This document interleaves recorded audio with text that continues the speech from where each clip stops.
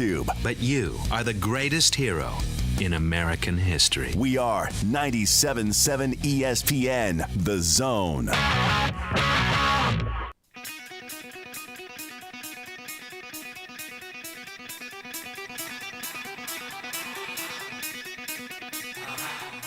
Welcome to Talkin' Ball with Scott Theisen and Drew DeArmond. Call into the Neighbors Wealth Management Hotline now, 256-576-4977. That's 256-576-4977. Now, here's Scott and Drew. And what do you say? We do it all over again. Welcome into a Monday edition of Talking Ball, 97.7 ESPN, The Zone. Scott Theisen, Drew DeArmond. And I say do it all over again. It's a Monday, so let's start the week all over again. And what can only feel like we should be getting ready for another week of college football. It's what it feels like outside right now. 41 degrees as you make your way into work, into school, wherever you may be headed on this Monday morning. It's what it feels like. Highs today will get up into about 67. I mean, it literally feels like we should be getting ready for another week of high school and college football. 256-576-4977. You can join us on the phone lines throughout the 2 hours. A lot of stuff to mention, a lot of stuff to go through over the next 2 hours. College football. There's a lot of college football news, so we can mention that. A lot of transfer portal news as well. Both Alabama and Auburn busy over the weekend with transfer portal transferees coming in. Not going out, but coming in. Same way on the basketball court as well. A lot of baseball, Major League Baseball, college baseball. And since the draft is tomorrow, now's a good time to start talking about the draft. No, we're not doing all that silly stuff, but we've got some interesting stuff to throw out there about the draft, which goes down in Detroit, or I should say which happens in Detroit coming up tomorrow. But it does feel like college football season outside, a little crisp, cool air. Wow. Feels like I said it feels like we should chilly. Feels like we should be preparing for like a late October, mid-November type of game on the schedule out there today.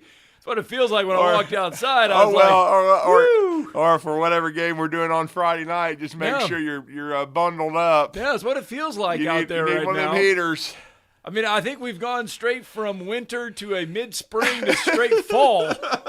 But it'll warm up nonetheless. We will get to enjoy it. Yeah. So with that being said, it feels like we should flow right into some college football conversation.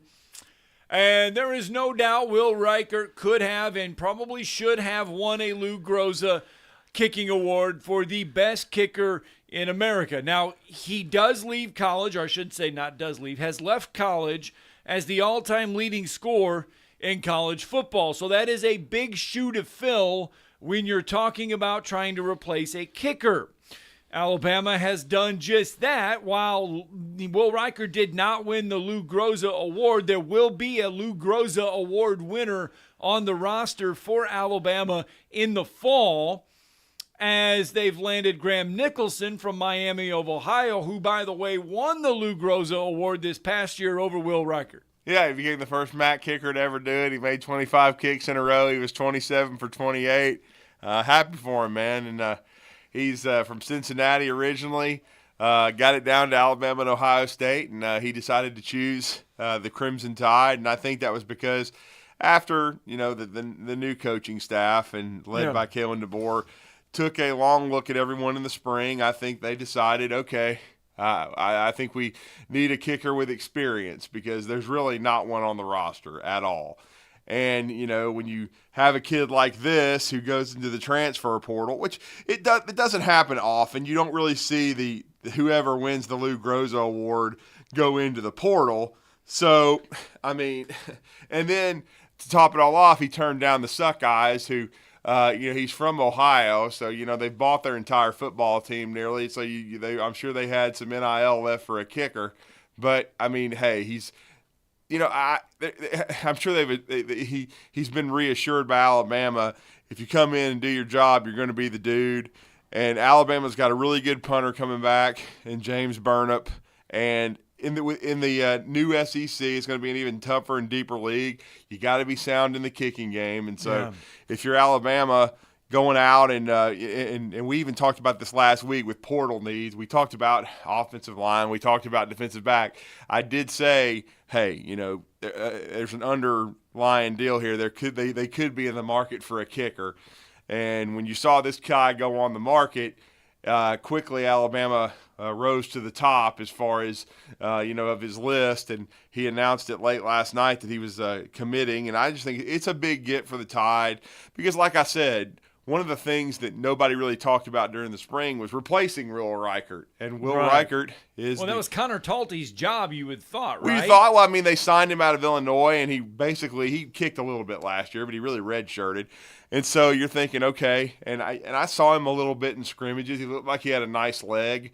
But there's one thing that I didn't hear throughout spring, and you wondered, is it because they didn't work on it a ton, or it's just something that people aren't, focusing on. But I would have thought you would have heard, okay, kicking game. They feel really good about every aspect of it. But, as I told you at A-Day, they didn't punt. They only kicked off one time. They attempted several field goals, and all three kickers attempted them, two of them walk-ons, one of them who has already moved on into the transfer portal, walk-on from Mountain Brook. So he's moved on. And so you still had Upton Belafonte there, and he's been on the team over a couple of years now. And then you have, Connor Talty, who's been on the team for a year, and he didn't kick or attempt a field goal until late in the A-Day game. And it's about 45 yards. It was a little wide. And so it just felt strange. I just was like, okay, why aren't they giving Talty a bunch of looks? And so maybe he'd been struggling in practice. I don't know, but I guess they decided, look, we need more of a sure thing. We need to go out. We need to get and invest in a kicker. And after Will Reichert, moved on, and I think that's a wise thing to do because, I mean, Reichert, as you said, could have easily won the Lou Groza more than once. I mean, hell, in 2020 when Alabama won their last national championship, he didn't miss a kick and didn't win it. That's the one award Alabama has not won, right? Have they ever won? And have they had a kicker win? I don't think so because another time, when Nick Saban in his first national championship year, he had a finalist in Lee Tiffin.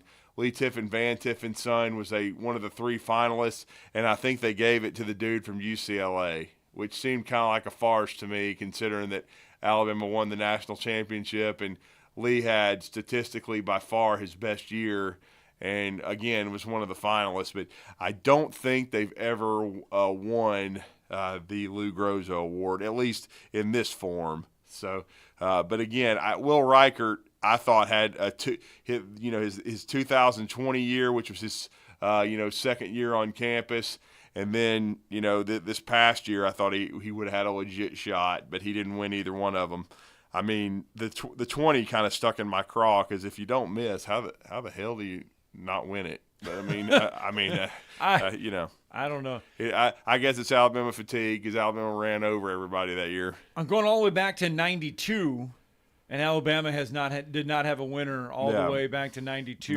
So I think that's one of the awards that an Alabama player has never won. Well, and this is how stupid these rules are. I mean, Will Reichert is the all-time leading scorer in the history of college football, and he's not eligible for the College Football Hall of Fame. No, because he did not become a No, because it's stupid.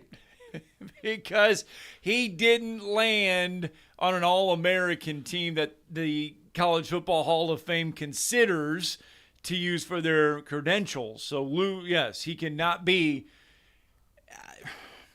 I'm sure there's a loophole somewhere. Jake Wimberly agrees with us. He's even on the committee for the College Football Hall of Fame. I was like, Jake, does that make any sense? If you're the all-time leading scorer in the history of college football, you did something right, and you're not eligible? I'm sure there's a loophole that they could get him in somehow. I mean, It's called change the criteria. You pea brains. I mean, that's why Notre Dame has got more people in it than ever, because they get people in it when they go 3-8. Well, you can win a Heisman that way. They did with Paul Hornick, great player, but my God, they couldn't win a game. And I mean, I did see something on I forget one of the sites that did say, hey, the Notre Dame spring game was a success. Well, good. Did they actually beat themselves? That sounds bad, by the way. But I didn't say the S word. No. Almost sounded as good, though, as us saying Happy 420 Day on Saturday and you saying I'm going to snack a lot later today.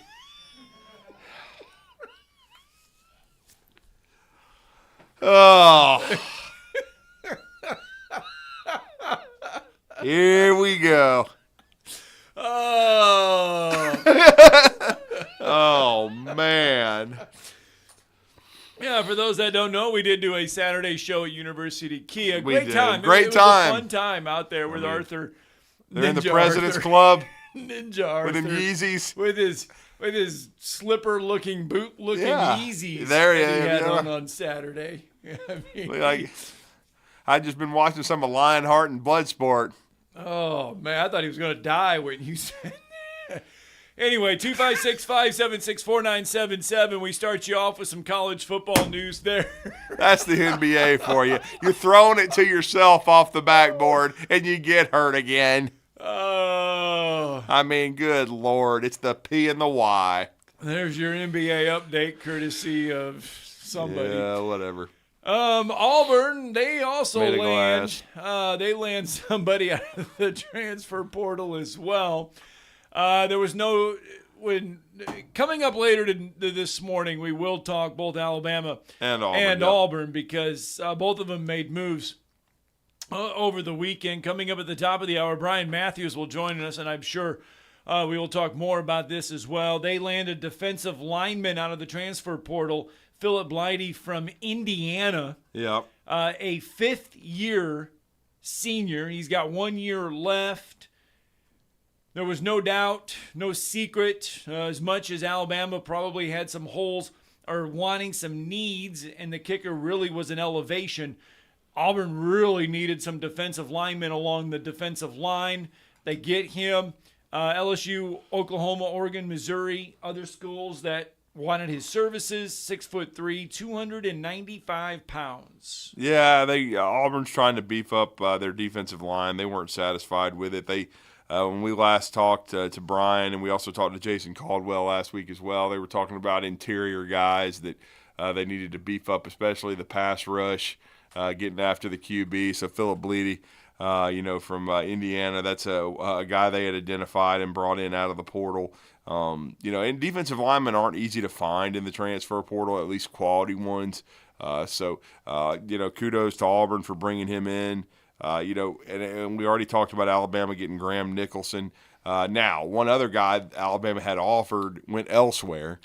He went Greedy Vance from the slot corner from Florida State. He committed out of the portal to Southern Cal. At least that's where it looks like he's landed. So he's not going to end up matriculating to Tuscaloosa. And then we've talked about offensive line with Alabama, maybe needing to add at least one more after Caden Proctor joins the squad. And right now, I don't count the guys because Sabb made it in before spring. I'm talking about post-spring. They've added Graham Nicholson now and Caden Proctor. Neither one of those guys practiced. I still think they could add up to 3 or 4 more if they get the right guys.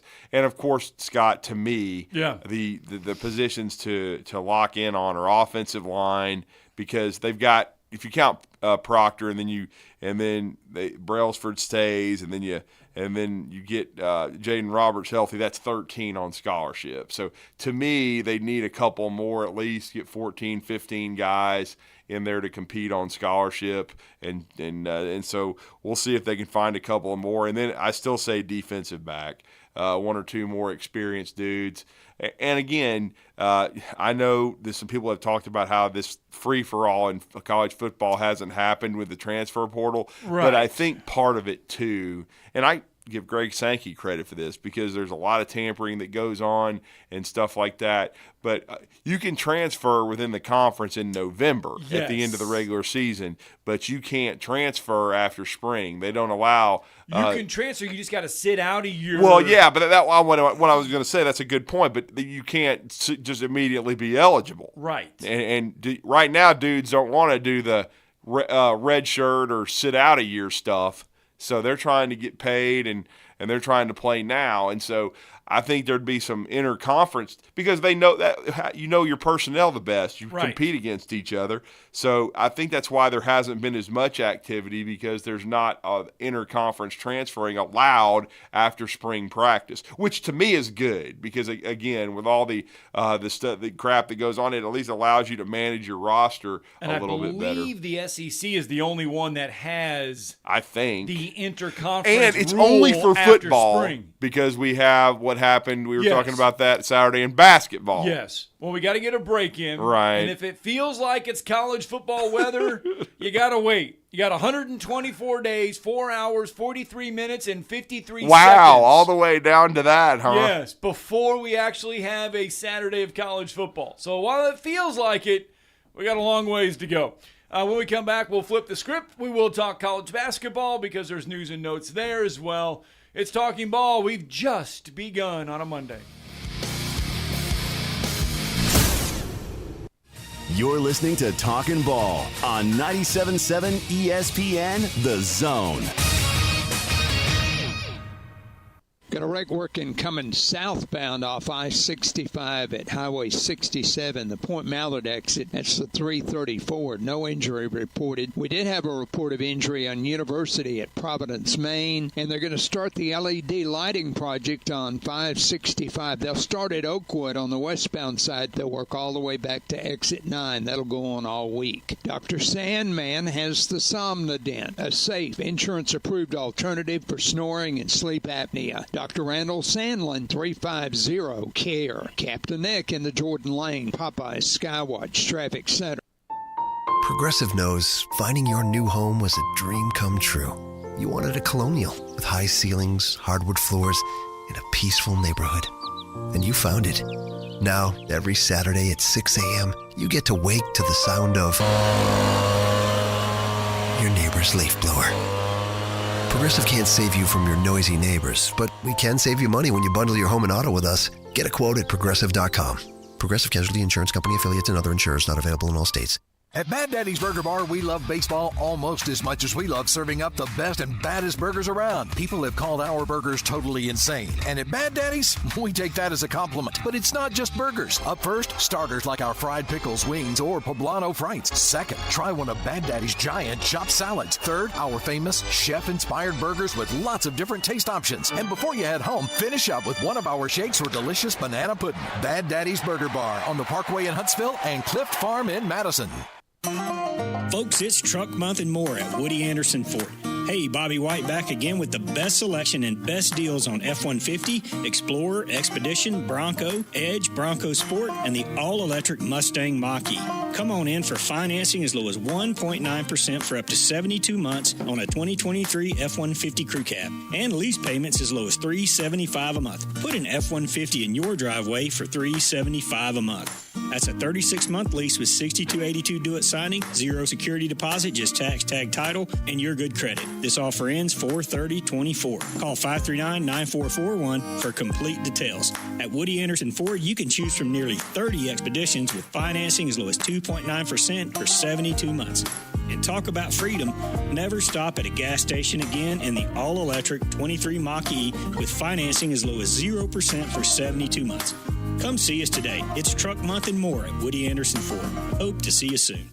Do you have discomfort in your legs? Varicose veins can affect not only how your legs look, but how they feel. Symptoms can include pain, heaviness, aching, fatigue, or swelling at the end of the day. If this has been the case, then Varicosity Vein Center can come to your aid. Evaluation and treatment of the veins is performed as an outpatient, utilizes the latest, minimally invasive techniques, and is covered by most insurances. After treatment, patients may resume most normal activities without delay. Varicosity Vein Center now has 3 North Alabama locations, one in Huntsville on South Memorial Parkway between Drake and Airport Road. Our new locations include Madison at Madison Hospital Complex and Coleman at the Coleman Regional Sports Medical Center. You can call 256-715-7151 to set up your appointment with one of our experienced and compassionate team members, or you can visit online at varicosityveincenter.com. Varicosity Vein Center, Alabama's premier vein center.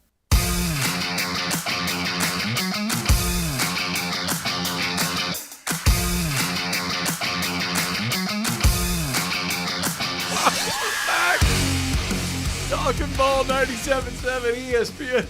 So, I'm sorry, that commercial break was just too good. Yeah, we were talking about Ladom. Yeah, we were. Overrated. Anyway, I do have something about the greatest. That would be Michael Jordan coming up later in the show. Later. The GOAT, in the show. the true yeah. GOAT. Yeah. Anyway, so loyalty. What does loyalty mean in college athletics today? Does it mean that when a player wears your favorite team's colors, that you really love that player? Because this is almost like the NFL, Major League Baseball now in college athletics, where you're going to see a guy wearing your favorite colors, a la crimson and white, a la blue and orange, for a year or so, and then they may move on. Do you root more for the team or do you root more for the player now? I mean, it's kind of like where college athletics are. You love college athletics because you love the players lots of times because they're college guys, and, you know, it means something a little bit different than it does the NFL.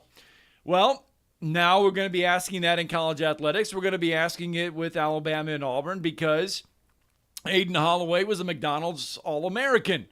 Goes to play a year at Auburn. Things don't work out for him there for whatever reason. Aiden Holloway goes into the transfer portal.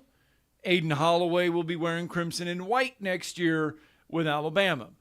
Yeah, I mean, it's historical just because it's simply, well, in the past we've had some guys like Dennis Deason, who was an offensive lineman back in the late 80s, early 90s, transfer from Auburn to Alabama, and we saw one even in this past offseason. Antonio Kite, defensive back at Alabama, goes to Auburn. But there hasn't been this kind of freedom of movement. And as we just talked about going to break, in football right now, after spring practice, there isn't in the SEC. Right. But there is in other sports. And we've seen it happen a lot in baseball with our guy Slade Alford. We were talking about him Saturday, hitting that walk-off grand slam for Georgia. He went from Mississippi State to Georgia. And we've seen it happen in softball a bunch. I'll give an example. Bree Ellis from Auburn, really good home run hitter. She goes from Auburn to Arkansas, and there's been countless others. There've been several that left Alabama the last few years and gone to other places.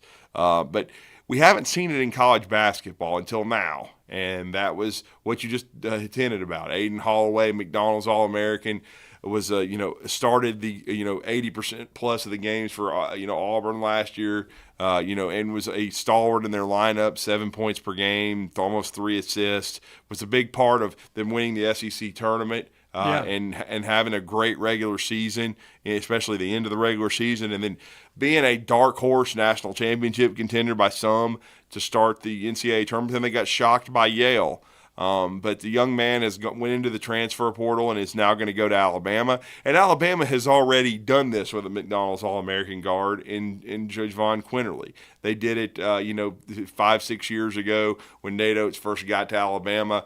Javon had been a McDonald's All-American. He had committed to Arizona, signed with them. But, then we all know what happened. It was the middle FBI thing.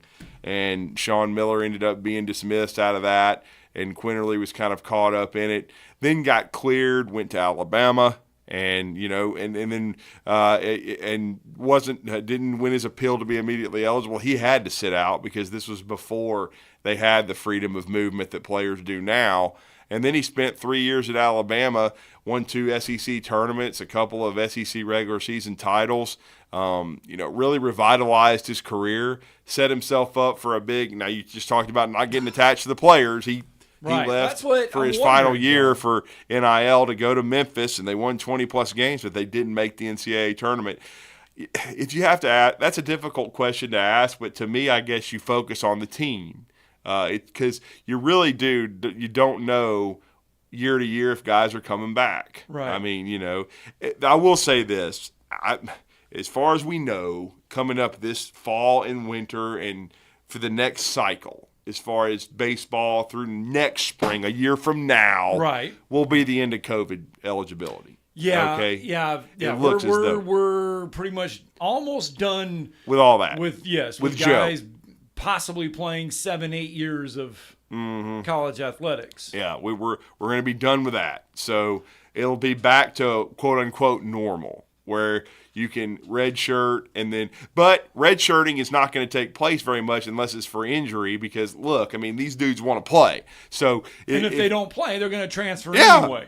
So they're going to be transferring up. They're going to be transferring down. We've already seen it. It's even affected UAH the last 2 years. And what we mean by that is UAH basketball because we've seen, 2 guys now, Chaney Johnson first. He was the Gulf South Conference Player of the Year. He moves up to Auburn, and he'll be a senior next year. It'll be his final year of eligibility, his 5th year. And then we saw one during this coaching transition for UAH with John Schulman moving on to Central Arkansas. Jack Costal, who Scott, you would say he was the best player for him last year, right? He was the most consistent player. Yeah, he was easily first team all Gulf South Conference kind of guy, and now he's got 1 year of eligibility left, a COVID year, and he's using it to move up because it's the dominoes. Chattanooga has had dudes move from the Group of 5 up to Power 5, and so they had holes on their roster. So how are they going to fill those holes? They moved down to Division II. We saw it with Nova Southeastern last year. What was it? Their whole 4 or 5 of their starters. I believe just about the whole lineup. To the Division I level. One of them was graduating. Remember, Coach Schulman even said that he was spending the summer league with the Bulls. Yeah, and so their point guard, who was a freshman, went to Samford. Yeah. So they lost pretty much their whole team. I mean, that moved up to Group of 5 and Power 5. We said it on Saturday. On the Division I level, coaches are looking for Division II guys. Yeah. Division II guys are looking for Division III. Division III is looking for anybody, junior college. Yeah. Not a lot of people are looking at the high school kids anymore. The high school kids are the ones getting the short end of the stick on a lot of this. Yeah, it's really tough. Unless you're one of the top 30 guys, 40 guys in America, unless you are a 5-star McDonald's All-American. Let's put it like this. I think Caleb Harrison is the best player that I ever saw at Huntsville High. Now, John Taft I never saw. Right. But I know the legend of John Taft. His jersey was rightly retired. It's been retired in college where he went to Marshall. To me, he and Caleb Harrison are the 2 GOATs. But the best I ever saw was Caleb Harrison. He didn't start being recruited he got offers. But what I mean by committable offers and heavily recruited didn't start till last summer around this time when he started balling out. Because people were slow to pull the trigger because of what you're just saying. Because you can go out and get somebody on the portal side because they're all in the portal side, more side, developed. Yeah, well, and they don't want to, and they don't want to depend on freshmen unless they're a McDonald's All-American.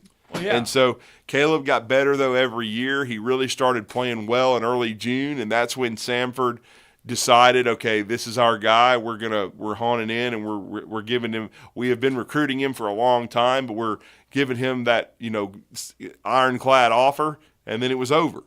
And so, because he had, I mean, he academically he's so good. He had, Ivy League offers, stuff like that. But you're waiting to see who all, because Vanderbilt had been around, sniffing around. But again, like you said, the portal. Yeah. And so it's hard. Well, there are 24 McDonald's All-Americans every year. Right.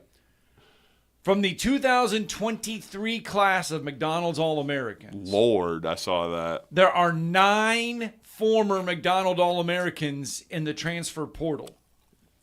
Aiden Holloway was one of those 9 from Auburn that went into the transfer portal. He now is at Alabama. So yeah. DJ Wagner, Sean Stewart, Aaron Bradshaw, Omaha, Bailu, Bayfall, Brandon Garrison, some of the names that are some of those probably end up at Arkansas. Some of them might end up at USC. Oh, well. I mean, Ernest T. Bass is doing exactly what he did at Arkansas out there in Southern Cal. He's just loading up on transfers. That's all he's doing. Our listeners, they just come up with some of the best texts and just comments. I just got a comment that says, "This is the kind of day you need to be sitting at Cherokee Ridge outside." Freezing our ass off? Hell no. Better have some propane, bruh. You'd have to have a lot of propane. Better have some propane. And give Scott some espresso. Oh, God. Dude, I would die. I would probably shake. I would shake like you shook when you ate the cookie from Super Bowl. Oh, Lord. I probably would shake that bad. I mean, literally, it would kill me. My eyes clearing up. That's not a joke. It would take me out. I mean, my eyes clearing up now. I wonder if that was collateral damage from 2 or 3 years ago. Or it's been 4 or 5 now. I don't know. I've lost count. Lord. Oh, anyway, let's get a break in. 256-576-4977. That's the number to the phone lines. Give us a call.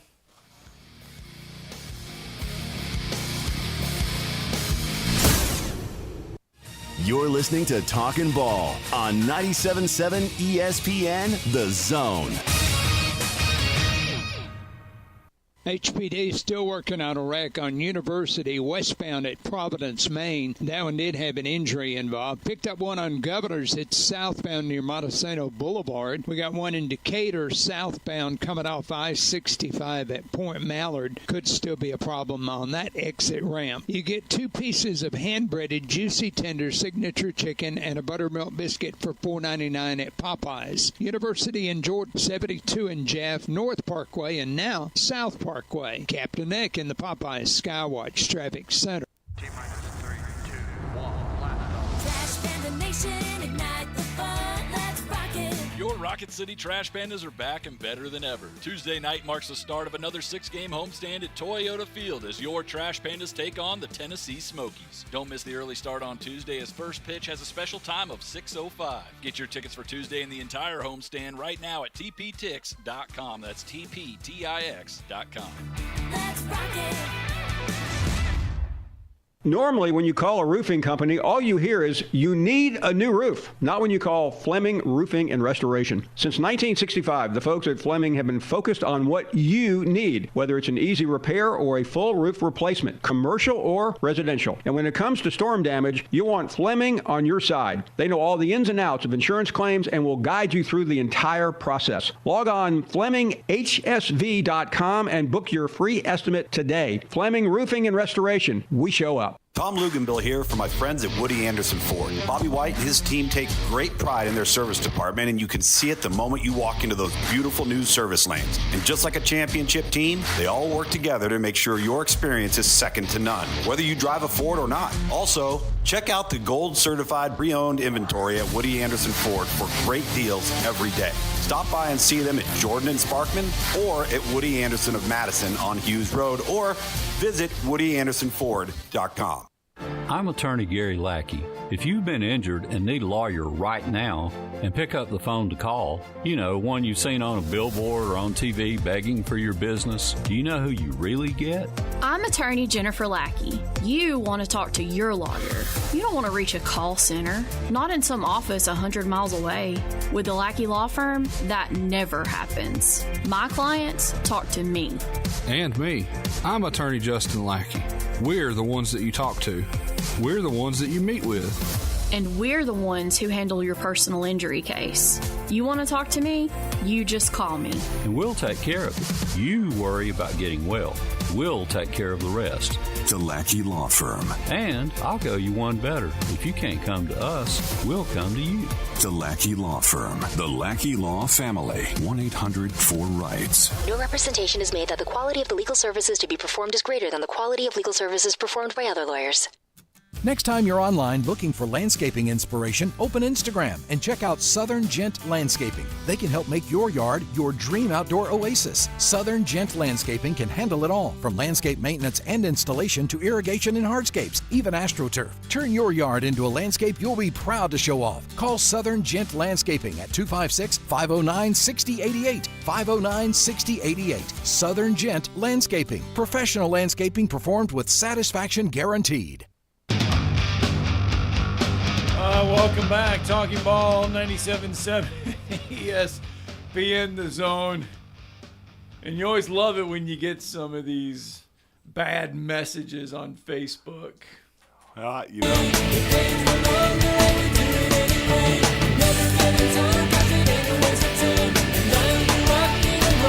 Hargis family coming back.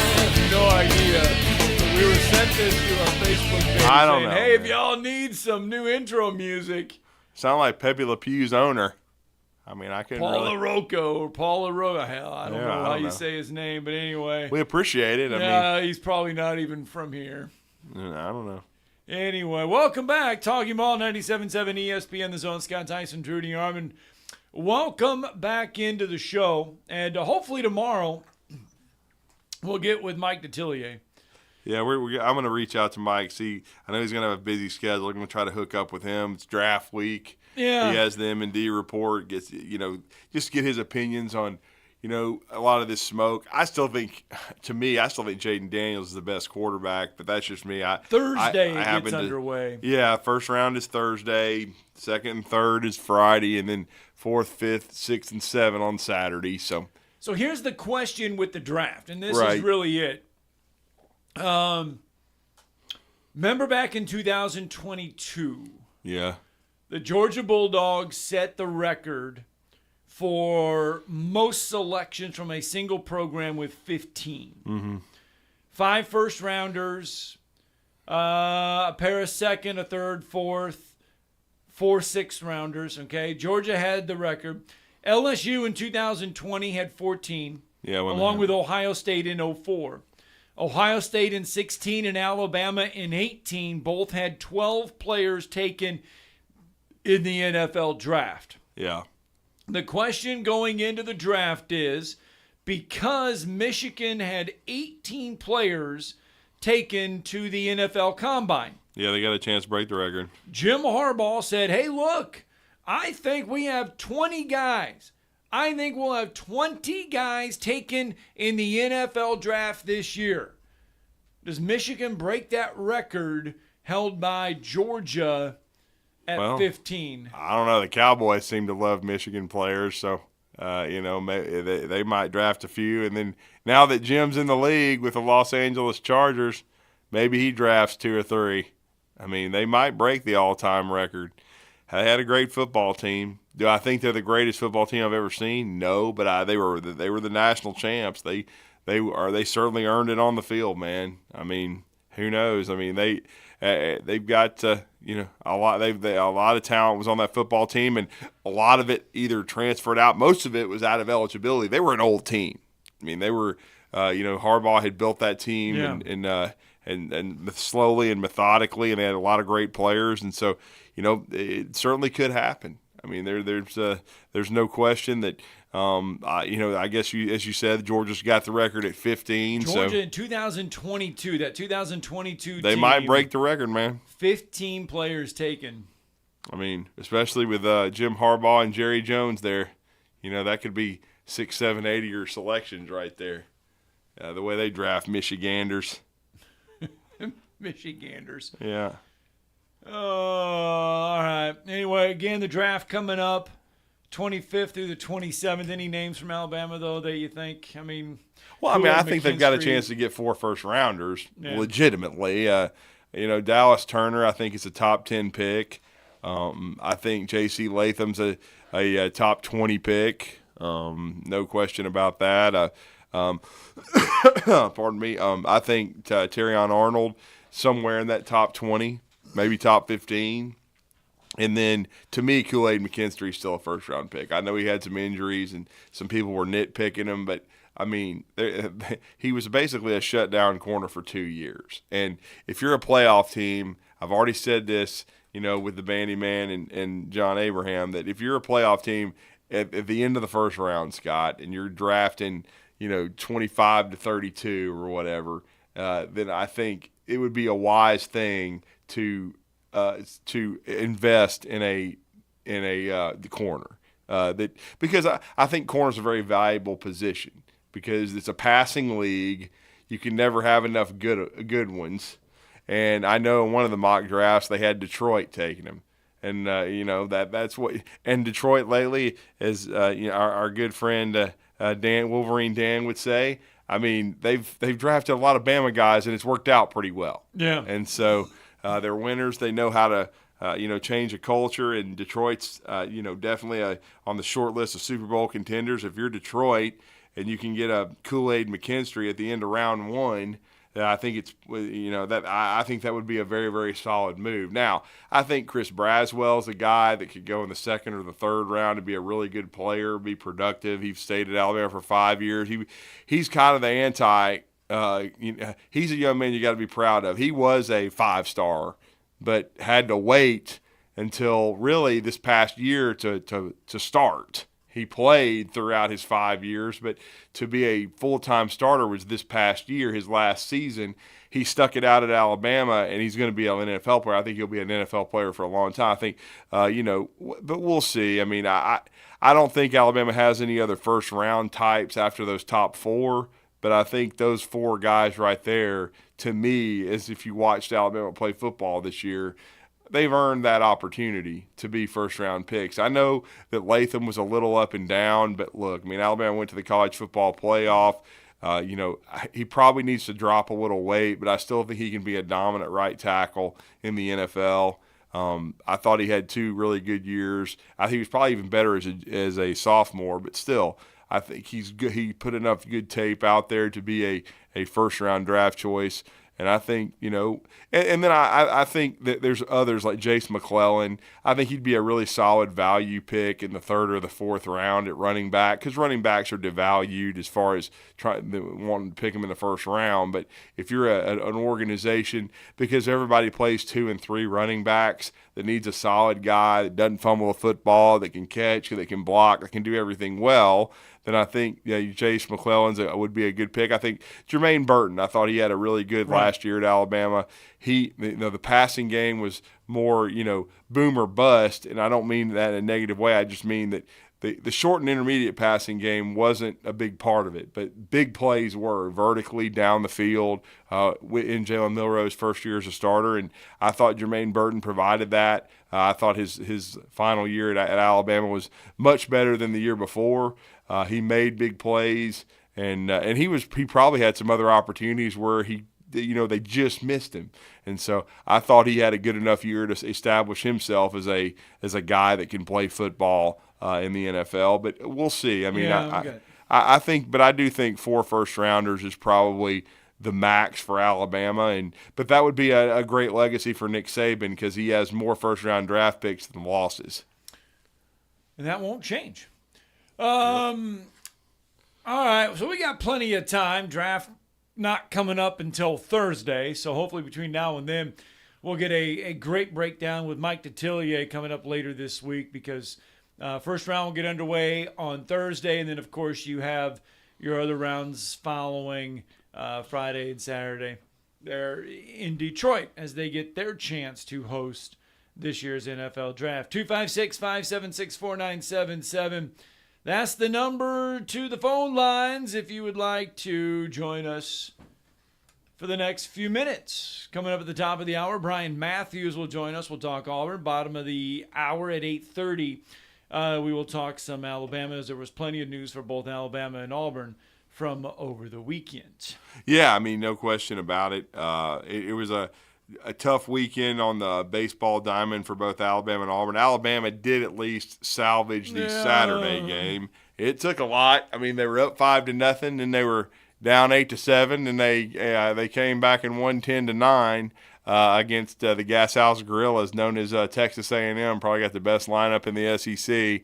So they were able to salvage that last game and get to 7-11, and just excruciating losses for Auburn. I mean, they get swept by Mississippi State. They lose 3-1 and then 4-3 in extra innings because both games were 7-inning games. This was, I believe, a walk-off. They had to play a doubleheader yesterday because of the weather. But as Butch Thompson said, good teams find a way to win those games. They were up 3-1. And they didn't find a way to win those games. So, yeah, I mean, they had to win that game. I mean, they're 2-16, but so many of the games have been excruciating. I mean, they've lost so many close ones. And so this has been a really tough year for Auburn, no doubt about it. So, all right, well, let's tell you what, let's get a break in. When we come back, let's recap what was a crazy weekend in SEC baseball. Fantastic weekend in Lexington as far as baseball feel goes, atmosphere-wise. Felt like a super regional in Lexington between Kentucky and Tennessee. Let you know how that one came out. Plus other scores and some Major League Baseball news and notes. The Atlanta Braves, hot. You're listening to Talkin' Ball on 97.7 ESPN, The Zone. Got a new wreck coming out of Arab, 69 southbound at Copeland Road. Got Governors southbound at Montesano Boulevard. We got University in Providence, Maine that reported as an injury type, and looks like they've cleared I-65 at 67. That's 334 southbound. From routine care to heart failure, Dr. Randall Burns and the team at Huntsville Heart Specialist on Bob Wallace have the expertise to care for all matters of the heart. Captain Nick in the South Parkway Popeyes Skywatch Traffic Center.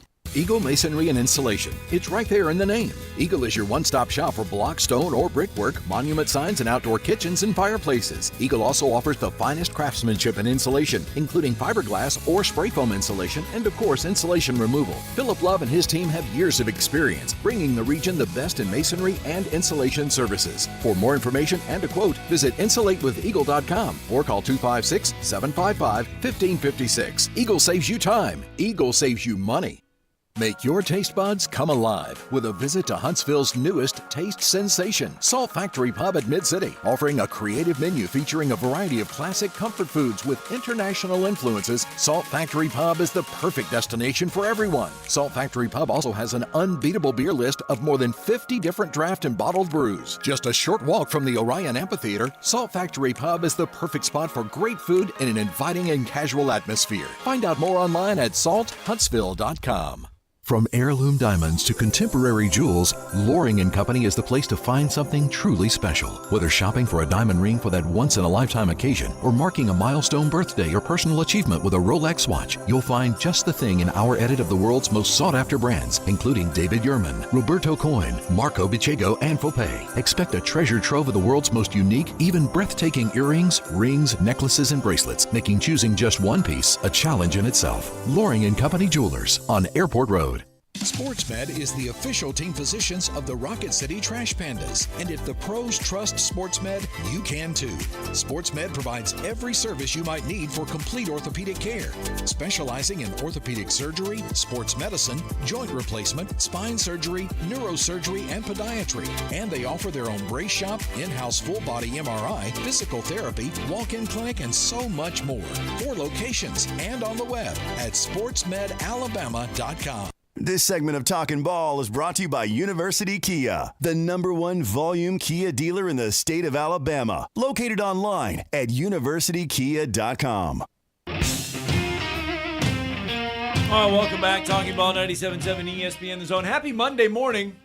256-576-4977 if you want to join us on a Monday morning, a crisp and cool Monday morning. Feel free to do so. So far, we have talked about the transfer portal giveth, and that is Alabama landing a kicker, Auburn landing someone along the defensive line, Alabama getting Aiden Holloway from Auburn on the basketball side. We've talked a lot about that. We've started, and we just kind of highlighted a little bit of the NFL draft. We'll start paying attention to that a little bit more as the week goes along. Yeah, I mean, because it does not start until Thursday.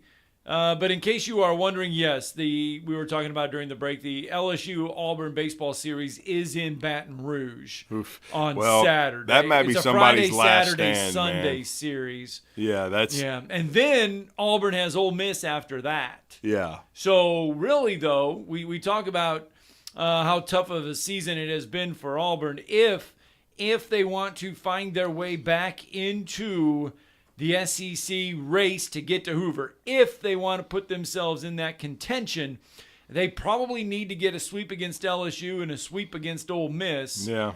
And that would put them back in that conversation to get to Hoover. If not, I think they got to win this series this weekend, man. That's what I'm saying. They got LSU and Ole Miss in back-to-back weekends. If they can get, the most perfect world would be 6 wins, a sweep. But if you can go 4-2 in that weekend, then you are good. Now, the same thing can be said for LSU as well, who's a game behind Ole Miss and Missouri for a final spot in Hoover. If LSU can somehow take 2 out of 3 from Auburn or even a sweep, then they put themselves back in the mix to get to Hoover. Well, and then Alabama, their schedule, I guess you can say, it lightens up a little bit, but not much, only because Alabama hasn't won a road series like in the conference. Right. So they've competed, but they haven't won one, and 3 of their next 4 are on the road. And they're not safely in that Hoover mix. No, 7 and 11. They would be playing in the first day. They'd have to play in the drop dead game. Yeah, right now. And right now they've got to go to Ole Miss next weekend. Then they go to Mississippi State. Then LSU comes to Tuscaloosa. That's their last home series, which I think is Mother's Day weekend. Is the last one. Shaping up to be a gigantic series for both And then teams. they end at Auburn. And so Auburn might be trying to play spoiler unless Auburn turns it around, then Auburn may be trying to fight to get one of those last few spots in Hoover. So Alabama has got 3 of the last 4 series on the road. I mean, I looked at Alabama's schedule. I don't know if they're going to make up the rain out back on March the 5th against Jacksonville State. It said it would be made up at a later date. They haven't announced it. But as of right now, Alabama has 14 games left on the schedule. They've got 2 midweek games remaining unless they reschedule the one at home against Jacksonville State. They got to go to Troy, and then I believe they play Samford at home this Tuesday. And so really Alabama needs they've dropped their last 2 midweek games to South Alabama and UAB. They need to win their midweek games, and then to me they need to go 8-4 or 7-5 in those last 4 series in the Southeastern Conference to get to 14-16, 15-15, something like that, where you feel like you're solidly in the NCAA tournament. Because then that way you would have either won the last 4 series, or at least won 3 out of 4 of them. And to me, and the thing is, Alabama, just like Auburn, has played a very tough schedule. But when you look at it on paper, the best team of those 4 that Alabama's playing is Mississippi State, because Mississippi State's 10-8 in the league, but they're not ranked.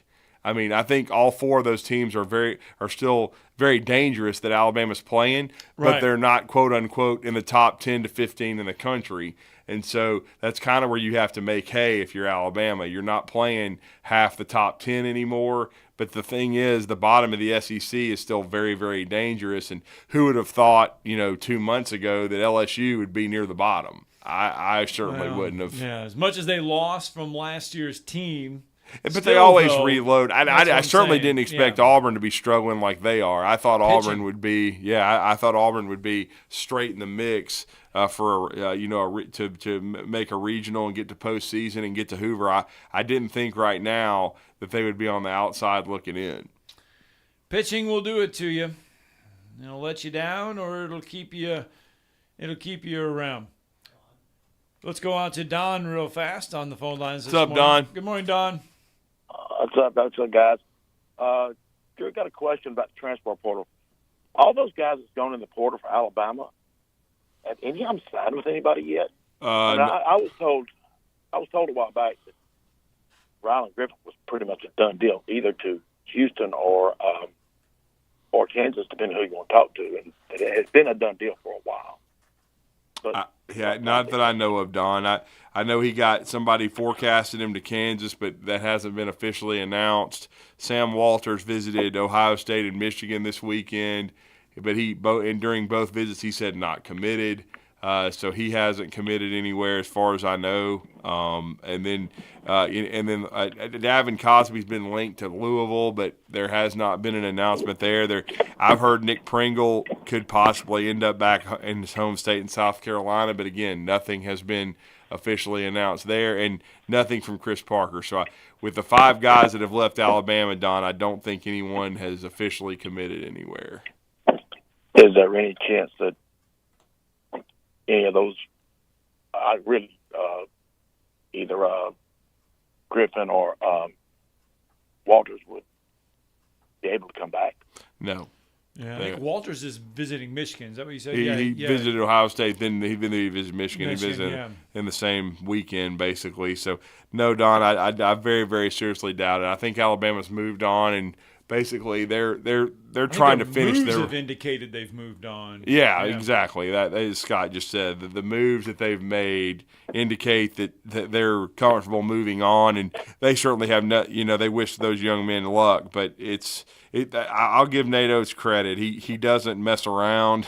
He always has a plan, and if a guy, like a Ryland Griffin, kind of unexpectedly, even though I think it was expected, but fans weren't expecting it. But if he just says, "Hey, I'm out. I'm going somewhere else," then he quickly moved to bring Chris Youngblood in and get him in. So, and they've got Sean Padula, scheduled to come in. If he does make that visit on Thursday, he's the All-ACC guard from Virginia Tech. I think that would probably signal to you that Mark Shears is staying in the draft. And then, and if Cliff Omayuri, if he shows up this weekend and after his visit to Georgetown, but if he comes to Tuscaloosa, I think they got a great shot to get the rim protector they need, even though I know it's going to cost them a chunk of their NIL money. I just kind of wondered. I kind of thought that maybe I had been told that Walters kind of jumped in transfer portal to see if he could get a little more NIL money from Alabama, but that may not be correct. That's why I asked if they any chance either of them would come back. Right. I got you. All right. Take care. Have a great day. Thank you, Don. Thanks, Don. Yeah. Look, we've seen it in the football side.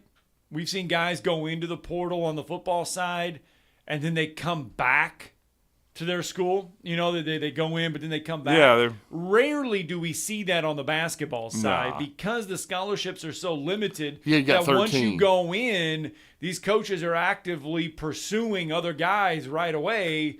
I mean, if and you're wanting to come back, spot. you're visiting Ohio State and Michigan. I mean, that's not exactly. I mean, and like you just said, Scott, Alabama, the spots are precious. And Alabama's also waiting on if Grant Nelson's returning, because he has not declared for the draft nor said he's returning yet. Now, there was indication last night that he may very well announce his return in the very near future. And so that's another spot. To me, if you're looking at Cliff Omayuri, and we haven't even mentioned Liam McNeely, who may visit, now that the Jordan Brand Classic's over. Now, he's going to visit UConn this weekend. He may very well commit to UConn. But if he doesn't, Alabama would be on that short list. And I'll just be honest with you. They're on the short list. I like Tennessee Sam Walters. Big guy as well. Yeah, I do. I think Baylor's probably leads, but Baylor, Alabama, North Carolina, he has some suitors. I just think overall, when you look at it, though, I'm not sure Sam Walters has a spot. The way Alabama has recruited and with the interest level that they have from guys around the country. All right, Brian Matthews going to join us on the top of the hour.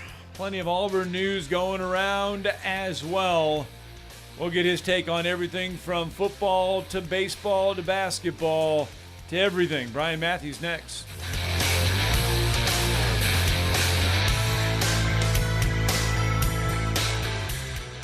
This is Brent Musburger's VSiN Action Update on 97.7 ESPN The Zone. Unlike other credit cards that decline sports betting transactions or treat them as a cash advance, the GBank Visa Signature Card can load directly to your favorite sportsbook apps. G.bank/VSiN. The Celtics remain the clear favorite among bettors as a plus 140 favorite to win the NBA title this year. The defending champion Nuggets plus 290. The LA Clippers now at plus 1,400. Oklahoma City plus 16. Milwaukee plus 1,800. The Knicks, T-Wolves, and Mavericks at plus 2,000. Tonight, Cleveland by 5.5 against Orlando. Denver's a 7.5-point favorite at home against the Lakers. The Knicks, 4.5-point favorites at home against the Sixers. The NHL playoffs are underway. Edmonton, the plus 800 favorite to win the Stanley Cup. The Hurricanes, Panthers, and Rangers plus 1,000. Get the latest lines and more at vsin.com. WCZN, Union Grove, Huntsville, Alabama. 97.7 ESPN The Zone.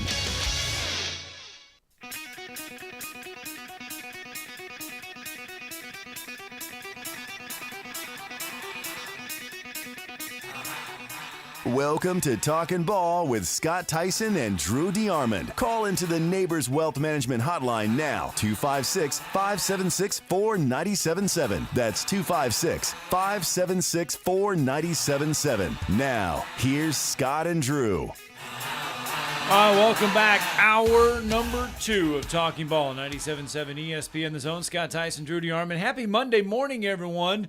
It's 8 o'clock. Safe travels into work or wherever you may be headed at this hour.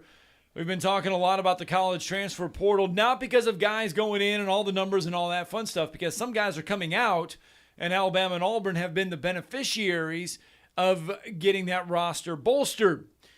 The Auburn Tigers picking up a defensive lineman, a needed defensive lineman over the weekend. Yeah, they are. They were able to pick up a big-time defensive lineman out of the transfer portal, and that's a hard thing to do. We talked about that at the start of the show because defensive line, offensive tackle, those are the line of scrimmage guys are probably the hardest to be able to lasso in the transfer portal, just simply because they're wanted by everybody in the country. Everybody wants to be better along the up front.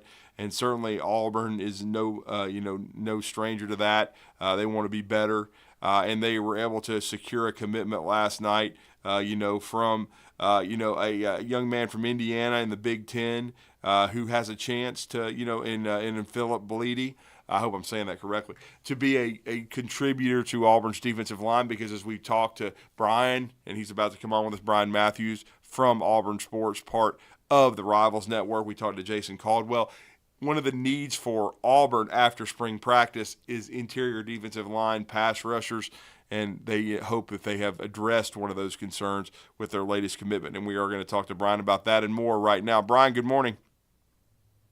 Good morning, guys. Thanks for having me in. And, yeah, Philip Bleedy is a need pick for Auburn.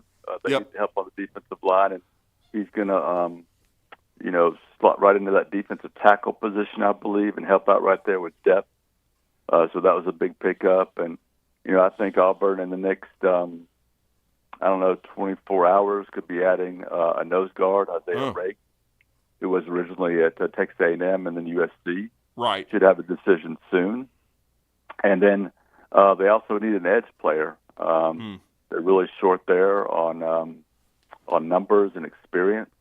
It's basically Jalen McLeod right now and a couple of freshmen. So I think it's Ron Crawford. I think that's how you say his first name. Yeah, from Arkansas State.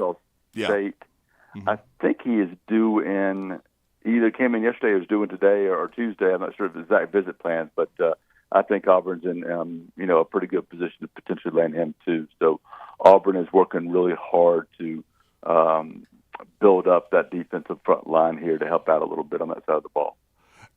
What are the other portal needs in your mind for Auburn besides edge? You just mentioned edge and interior defensive line. I know that interior defensive line was definitely I don't think Hugh Freeze he didn't pull any punches when he was talking about that after spring, where they needed to add some depth and some rotational guys. What's another area that you think needs to be beefed up by Auburn besides those two spots that you just mentioned? Well, Coach Freeze mentioned two areas. It was the defensive line and wide receiver. Wide receiver, okay. Yep. One more wide out. The kid from Penn State, I think it's Keandre Lambert-Smith. Yeah, that's right. Was recently in for his official visit. He still has several other stops to make before he has a decision. But I think Auburn is, feeling fairly good about its situation right now. However, he does have to go to Texas A&M, which we know is really doing well in the NIL era, so to speak. And also USC, another team that does really well in the NIL area. And then Colorado is a possible stop for him, too. So I think he had a good visit to Auburn, the Penn State wide receiver, but we'll see how things turn out here over the next week or week and a half or so. Wow. So, I mean, definitely very busy for Hugh Freeze. Outside of that, though, I mean, if they don't get a wide receiver, I mean, are they going to try to get someone else, or is this just focusing on the needs? I think it's more focusing on the needs. And, there could be a position for whatever reason that's hit by attrition where they might go pick up a kid, or they may see an opportunity where maybe there's a young man that's, just a freshman or just 1 year and is looking to move, and it's a guy they like that could help at a position eventually. So, I wouldn't rule out certain areas also, but I think the main positions of need right now are the D-line and wide receiver. Well, I can tell you this. Alabama felt the need to go get a kicker. Auburn's got two kickers. Yeah, they do. How about that? Talkin had a terrific spring game, 7-7, hit a 58-yarder to win it there at the end. And, I think the plan for him originally was to come in red shirt, but maybe he can come in and find a way to contribute as a true freshman. Yeah, because Auburn certainly has done really well at that position, really for decades upon decades now. Yeah, they really have. There's no need for Auburn to have to address that, certainly. And then, of course, basketball-wise, we saw some history because we've had football players in the past, and we even had one this offseason with Antonio Kite go from Alabama to Auburn. We haven't had one in basketball, but I guess with all this freedom of movement, and they're not blocking SEC transfers in that sport within the league, that it was eventually going to happen, and it may end up eventually happening from Alabama to Auburn. We'll see, but it's the first one. Aiden Holloway goes into the portal. Had a good year for Auburn, not as good as people were hoping. Auburn was looking to upgrade in their backcourt. I think everybody knew they wanted to retain their front court, which they've done, and they wanted to upgrade in the backcourt. And we saw three guys from Auburn's backcourt go into the portal, and Aiden Holloway, one of them, ends up at Alabama. Yeah, and I just wrote my column and put it out, about this. But I think it's a good move for everybody. Right. Yeah. I think Aiden Holloway, he did have a tough first season. I think he lost confidence in his three-point shot, and I think struggling a little bit to, convert from being more of an off guard to a point guard. That's tough to do in SEC, but a lot of players go through that as freshmen. And I would expect he's going to be a better player as a sophomore, and I would feel that way if he was at Auburn or Alabama. So I think Alabama's got a potential playmaker there, and if he finds that three-point shot, or a guy who could shoot from anywhere on the court at any time and be really dangerous. And I also think Aiden might fit a little bit better in Alabama's offense with his game right now. So I think that's a win for him. Trey Donaldson has moved on to Michigan. So it's Michigan? I didn't see that one. Wow, okay. Yeah, man. I don't know their situation, but he obviously feels that's a better spot for him. And then Auburn went out and got a point guard in J.P. Pegues from Furman, who really fits what they're doing right now, right? Yeah. And you mentioned it. They got Janai Broom inside. They've got Dylan Cardwell. They've got Chaney Johnson. They need a point guard to run that half-court offense and to be able to penetrate and drop balls off for easy baskets and be able to come off screens and, pop threes. And I think J.P. Pegues does a lot of those things that Auburn needs. And he also brings a veteran presence. If you're in a for example, if you're in an NCAA game and you lose one of your best playmakers Yeah. for a dumb foul earlier, you need somebody that can take over that game and be that leader on the court. And I think JP can handle those type of situations a little bit better. So I think in many ways, I know fans are going to have fun with this, right? And certainly he'll be a target of Auburn's student section and No doubt. But I don't think we have to be too upset about these things. I think this is a way of college athletics now, and I think all three young men have bettered themselves by making these moves. Yeah, that's what we were talking about earlier in the show. It's that, 10 years ago, this would be just unheard of. But now the way that people move and players move, the freedom of movement for the players, it's kind of like, okay, this is where we're at in college athletics. And once Bruce Pearl has these guys go out, Bruce Pearl's been known and been active in going out and getting guys to replace guys. Yeah, he definitely has, and we'll see what other moves he's going to make here. I think a combo guard is a real possibility, and I also think adding a 4 in there to sort of take that slot of Jalen Williams is a possibility too. But I think there are other possibilities also. I think Janai Brim's going to get some minutes at 4 now too. I think that's part of his growth as a basketball player. One of the reasons he came back is to keep pushing himself to get better and be able to do more things. So, I don't necessarily think Auburn's basketball team is set yet for next season. I think there's still some moves available, but I don't think they're moves they have to make. They're moves they'll look to make. And we also got to remember that you got Pettiford coming in, a really talented combo guard who's going to play more 2 than anything, and the other kid, the small forward, the signee. So, I think Auburn getting Pegues was the most important move they've made so far, and that was a big one for him. Yeah, because he was wanted by half the SEC, it seemed like. I know South Carolina and Florida, and he had a lot of suitors coming from Furman, and I think they feel like he's a really good fit. And don't forget, one of their key additions was very late last year in Chad Baker-Mazara. It was kind of under the radar, but he ended up being a really good fit for Auburn, and is returning and was their best 3-point shooter. So I think if Auburn can find, I would think the most important thing for them would probably be another guard/shooter, and then if they could find the perfect fit as far as an experienced guy maybe that's wanting to come in and play some backup 4. But for Auburn, I think if they could find another guard to play with the guys they've got returning, then I think they would pretty much be set. I think they've got to feel really strongly about their team right now. I think on paper you return the best big in the SEC, and then if Pegues is the kind, if he fits like a glove, then Auburn's got a chance to be a top 10 team.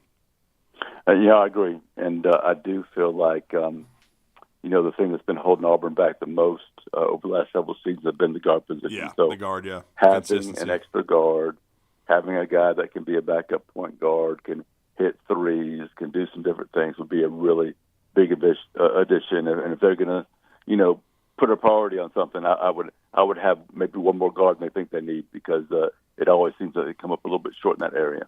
Yeah, and like you said, when you have Cardwell back for his 5th year, you have Jonai for year 3. And then Mazzara has been around. He'll be a 2nd year at Auburn. And then Denver Jones. This is an old team, so getting another older player would probably fit in really well. And you'll have Pettiford, you'll have your young guys, the 2 freshmen.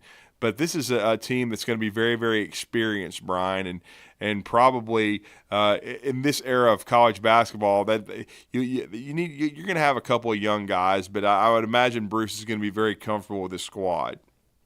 Yeah, experienced and probably a little chip on the shoulder, I believe. After the end, the way things ended last year. So that's usually a good combination for any team that has talent. I think Auburn does. So I think this Auburn team is going to be like a lot of Auburn teams under Pearl over the last 6 or 7 years. They're going to be competing at the top of the SEC. They won the SEC tournament championship last year, and I think they'll be right in contention for the regular season and tournament this year. And I'm sure they're really going to put a lot of emphasis on, making a run in the NCAA tournament when that time comes around. And baseball-wise, Butch Thompson. I mean, look, it's been a long season, excruciating. Man. But you look at the next two series that Auburn has coming up, and if they want to get to Hoover, when you have the likes of LSU and Ole Miss coming up, got to win these series. You still have a chance to get where you want to possibly be, but it's just been a rough start. Oh, yeah, 2-16 in the conference. That's, that's tough. I've not covered a team, an Auburn baseball team that's struggled this much, and it's funny. You're right for this season, but playing LSU in Baton Rouge and then playing Ole Miss, is that the back-to-back national champions? If I've got that right, that's right. Yeah, and that's the easy part. And they're not. Both of them are barely hanging on, trying to get to Hoover. Yeah.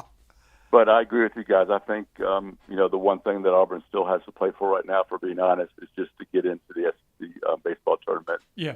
It's see if they can make some sort of run there. Although it's really difficult when you're one of those first teams that has to play early on. But this team has just struggled so much. Pitching has been the big issue with them, and they got good pitching out of Carson Myers in that third game. That second game, the doubleheader yesterday, and led 3-1 going to the seventh of a seventh-inning game. They played the doubleheader, 2 7 innings, and just gave it up. Their closer came in and gave up single, double, and the game was tied, and they lost in the next inning. It's just been different ways to lose, and they keep finding those ways. It seems like every decision they make from a pitching standpoint backfires on them. It's been one of those years so far. Yeah, it really is. And the problem it's like an avalanche. It's almost hard to stop because, and we talked about it already, Auburn's schedule, I don't know, the SEC is the toughest league anyway, but the way the schedule fell as far as, who they had to play and when they had to do it, I mean, it was brutal. I told Scott, I said, they've played half the top 10. I mean, their RPI is still great, but the problem is when the losses start piling up, you have a confidence issue, and then and like you said, Brian, then you're basically in just trying to survive. But, I mean, heck, I never would have thought LSU right now would be below Missouri in the standings. I know they just took 2 out of 3 from Missouri, but they're below them. So, I mean, it's just it's one of those things where – and Alabama's in a perilous position too. They've got 4 series left, and they play Auburn at the very end of the regular season, but they play Ole Miss, LSU, Mississippi State. You would think that's supposed to be the easier part, but as you just pointed out, that's you got 3 national champions in there. It's just crazy. And Auburn went to Omaha twice. I mean – yeah. If you take a small step back, the SEC baseball teams will make you pay for it. You've got to be really, really competitive. You can't have holes in your lineup or in your pitching staff, and Auburn has both right now, and it's just not. They're just not finding a way to win it at all. They're finding it's completely the opposite right now, and I love to come on here and say there's light at the end of the tunnel, but I don't know. We'll see if Auburn can turn things around a little bit. They could be getting some players back from injury. Mason Maynard's been out for, I think, maybe a week and a half or so now. Ike Ayers is battling an injury. Bobby Pierce battling injury. So we'll see if we can get those guys back healthy in the lineup, and maybe that helps out. But this has certainly been a tough season for Auburn baseball. On a totally unrelated note, I don't think we've asked you about the switch, the apparel switch. Yeah. Financially, is that a better deal for the I would think switch? so. How much financially is this a better deal for Auburn? Yeah. I don't know this as a fact, so to speak. At least I don't know the numbers, but I believe Under Armour offered Auburn more. They did. But I think there was a lot of interesting push and interest for Auburn to change to Nike. I think there were some issues that had come up with the baseball team a couple of years ago, and other sports with their shoes, the Under Armour shoes. So I think a lot of players tried to wear Nike shoes anyway and cover them up with tape and such. They have in the past at least. And I do think even though things have changed a lot, I do think maybe it gives you a small bump in basketball recruiting, maybe somewhat. And I do think recruits, if you ask them to rank their favorite apparel, I think Nike would certainly be ahead of Under Armour now. It's just as far as popularity goes, but I'm not going to come on here and say it's going to make a huge difference. I just think people are kind of excited for the change in a lot of ways. Yeah, it's been something I know they were working on for a long time. It had been rumored. Well, good stuff, Brian. Great info, and there could be some more portal recruiting news coming down even today for Auburn. Yep. Let everybody know how to follow you, man. I appreciate that. And I want to mention that Monday ahead. Musings, which I put out today, is now sponsored by Uncle Keith's Red Sauce, which is a delicious salsa that can be used in a lot of different ways. And it's available all across the strait at Publix, and I think you can get it in your area also at Piggly Wiggly. It's absolutely delicious. I just tried it once, and I was hooked. So give it a try out there. And yep, absolutely. And it's Alabama-born right here in the state of Alabama. So There we go. Yep. And I guess I'll mention that you can also check us out at auburnsports.com. You can follow me on Twitter, X, and Threads at BMATAU. Thank you, sir. Now I'm hungry. I appreciate it so much, guys. Thank you. Yeah, you are. You're a foodie. So now here we go. You're going to start Googling the sauce. What's a sauce? The sauce. Oh, it's some sauce. Yeah, you remember that back in 2000 during the COVID tournament? You love the sauce? Yeah. That was the commercial. I love the sauce. Oh, let's get a break in. Not the alcoholic sauce, even though some people would think that. They think we're on the sauce. We got to get a break in. We're talking ball and we return.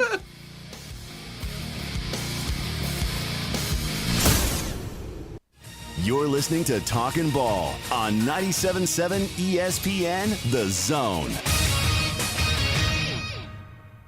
Just got a new wreck on 565. This one's eastbound at mile marker 13. That should put it right about Madison Boulevard. That is reported with injuries. Got one in Priceville in Morgan County, 67 south of Berry Road. I think the cross street's actually going to be Turtle Creek. And we had one on Sparkman south of Technology that reported as an injury type. Snelling can help with admin, accounting, or business support personnel. Snelling, how the area's best companies hire talent. Huntsville.snelling.com. Captain Nick in the North Parkway Popeyes Skywatch Traffic Center. Hi, this is Wes Neighbors. I'm here with Sam Fleming with Fleming Roofing and Restoration. Sam, tell the folks about Fleming Roofing and Restoration. Hey, Wes. Our company, Fleming Roofing and Restoration, specializes in commercial and residential roofing and repairs.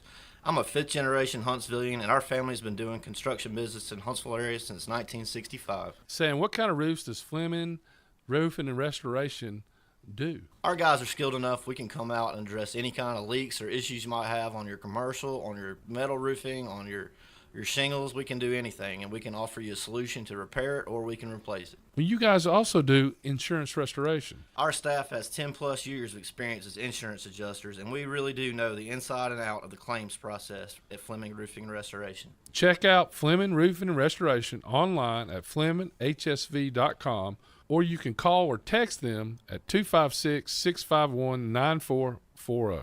Hey, Wes, we show up. You don't have to go somewhere else just so you can go somewhere new. Plan your next vacation with Huntsville International Airport and Breeze Airways. Enjoy friendly, convenient, nonstop travel to some of the most exciting destinations in the U.S., including the home of 12 world-famous theme parks, Orlando, Florida. With flights starting as low as just $49, Breeze has got you covered with easy, breezy, nonstop flights to Orlando.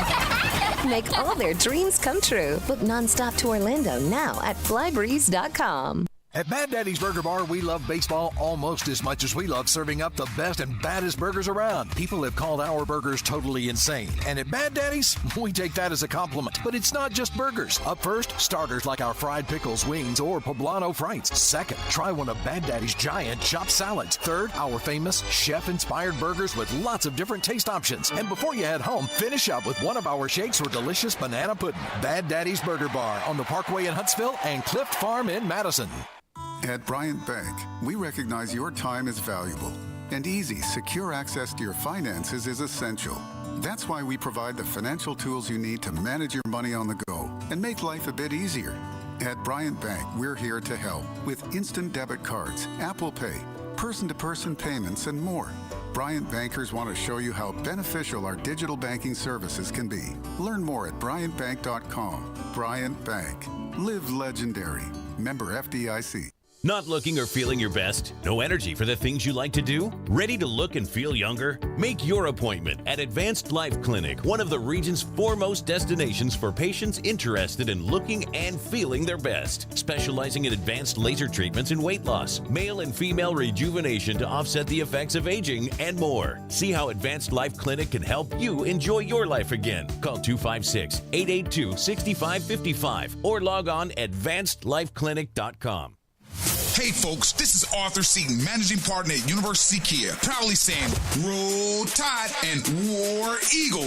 Stop into University Kia today and shop one of the area's largest selection of new Kias, including Fortes, Seltos, Telluride, and Popular Carnival, and fully electric EV6. View all the great specials at universitykia.com and get pre-approved in minutes so you can drive home your new Kia you really want, because we want to see you in a University Kia.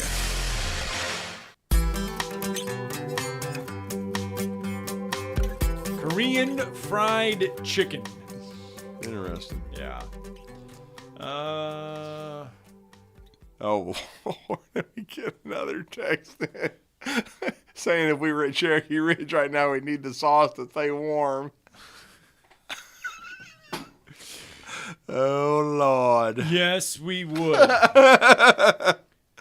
Banshin. That's the name of the place. Banshin, huh? Yeah. Things that we talk about during the commercial break. Well, lots of times Brian we was just telling us about the the sauce that he tried, and we were right on during the show. So that's why we were. And then Scott's telling me about Korean fried chicken. We just talk about anything and everything on the show. By the way, okay, so during the break we gotten to talk about Michael Jordan and LeBron James.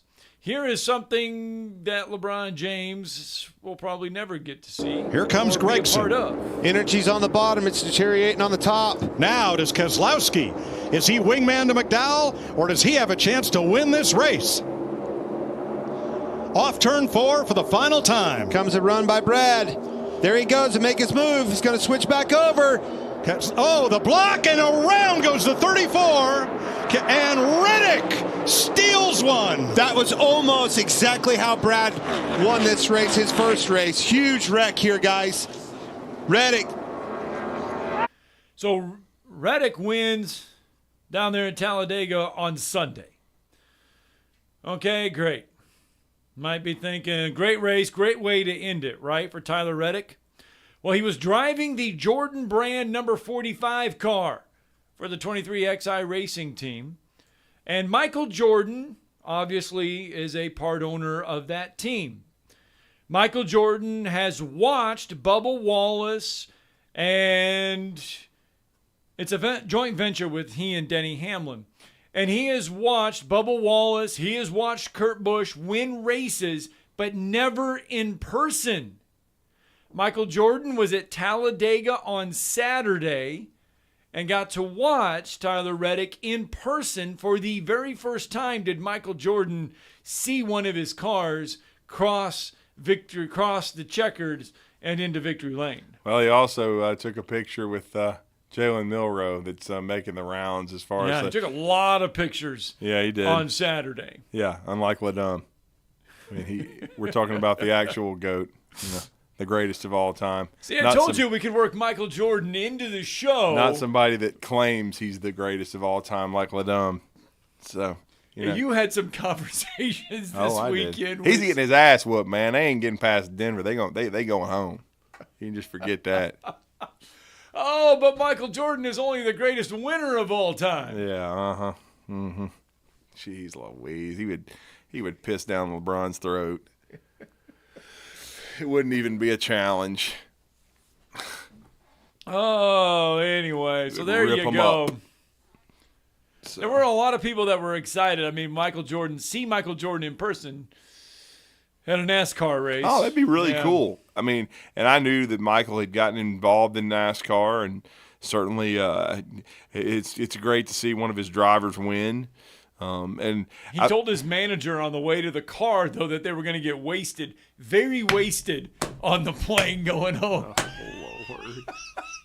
Here we go. Well, you're not driving, so there we go. Yeah. Oh, anyway, 256-555. 576-4977. That's the number to the phone lines. You can join us. We got a short little time if you want to get in on the show. Because coming up at the bottom of the hour, Blake Byler will join us real fast. Brandon is with us. Good morning, Brandon. Good morning. Well, I made an attempt to try to go see the Braves this weekend. Oh, the did Rangers you? were in town. Oh, yeah, you would have thought that something real important. $50 for standing room tickets. Wow. For Rangers? Could not. For the Rangers. I ended up not going, went to Twin Smokers Barbecue and spent that $50 on barbecue and wings like anybody with a brain would do. But yes. did really enjoy it. This pitcher from Mississippi State that's supposed to be an ambidextrous that can throw 90 miles an hour with both arms. Yeah. Is that accurate? Yeah, it's accurate. Mm-hmm. Okay, I did not know about this. I've not heard this. Oh yeah, I heard about this kid a couple of years ago. He's ambidextrous. He can throw from the right and the left side, and throw effectively. Now the problem is that State's not been real good the last couple of years, so he hasn't they haven't made the postseason where he could continue to build his profile. But yeah, the Mississippi State does have a kid that throws Scott, and I think he's even done it in the same inning, which is crazy. Wow. So yeah, I saw a little feature on this guy. It's pretty crazy, man. Well, I wondered that. I didn't know. I know batters can switch sides. I didn't know, if you come out as a righty, do you have to stay a righty? I've never seen anybody do it. So I wondered, is that so you can switch arms in the middle of a batter or between batters? I don't know if you can do it in the middle of a batter. It may. That's a great question about the rule. They may have. Perlingo. Oh wow. Yeah. Yeah, I can't. Have you seen the kid's name? I'm not trying to be. I don't think you are. I mean, this guy. There it is. Yeah. Right there. That's the name. Yeah, when I was in the military, we called people like that alphabet. Yeah. That would be the name we would use. So. I mean, JURRANGELOCIJNTJE is his last name. That's how. And we're not on the sauce. Huralingo Sinche. I don't know. Wow. I don't know. Yeah, it's weird. Yeah. I've seen a video, like a feature on him. I have not. Senja. Okay. Yeah, Senja is how you say his last name. Well, I'm trying to figure out if he's that good, how he's not been in the portal. Well, I couldn't tell you. And he throws, from the right side he throws 99. From the left side he can top out at 95. Well, I will tell you this: he is only 5'11", though, so he's not, 6'3" or 6'4". If he was, he'd probably be in the minor leagues right now. He pitched in the Little League World Series, by the way. Yeah, he did. He really did. And that's where people came to know him a little bit. Yeah. And he's from Pembroke Pines, Florida. I can pronounce that a lot better than his name. Wow. Well, I saw that, and that jumped off the page at me. I just call him JC. Yeah, he was an 18th round pick of the Brewers back in 2022, but opted to go to college. Right. Well, I guess if he gets to the MLB, being he could use both arms, they might let him pitch 8 innings. The way we're going this day and time. 4 and 4. Yeah. 4 with the right, 4 with the left. Yeah. All right, Brandon, thanks for the phone call, because we got to get a break in. It's 8:32. That is interesting. I did not know that there was a college He led him in pitcher. innings pitched last year. He threw 50 innings. He went 3-5. He had 63 strikeouts in the 50 innings. And he held opponents to a 238 average on the season. And his season high was 6 innings against Lipscomb. Had 9 Ks against South Carolina. So he had a pretty good year. It was okay. Let's get a break in. Blake Byler will help us talk everything Alabama coming up next.